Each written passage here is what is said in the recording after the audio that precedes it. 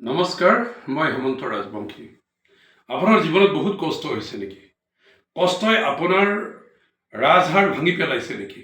নে আপুনি হতাশ হৈছে, ডিপ্ৰেশ্যনত ভুগিছে? নহ'ব, কেতিয়াও ভাঙি নপৰিব। কষ্ট কেতিয়াও চিৰদিনৰ কাৰণে নাহে। কোনো এটা বস্তুৱেই স্থায়ী নহয়। সুখ যেনেকৈ স্থায়ী নহয়, দুখো তেনেকৈ স্থায়ী নহয়। গতিকে আপোনাৰ জীৱনত ঘটা যি দুখ কষ্ট, এই দুখ কষ্টৰ এদিন অৱসান হ'ব। আৰু ভগৱানে হয়তো আপোনাক পৰীক্ষা কৰিছে, আপোনাক দুখ দিছে, কষ্ট দিছে, আপুনি কিমান সহিব পাৰে সেইটো হয়তো ভগৱানে পৰীক্ষা কৰিছে। গতিকে ভগৱানৰ ওপৰত বিশ্বাস ৰাখক।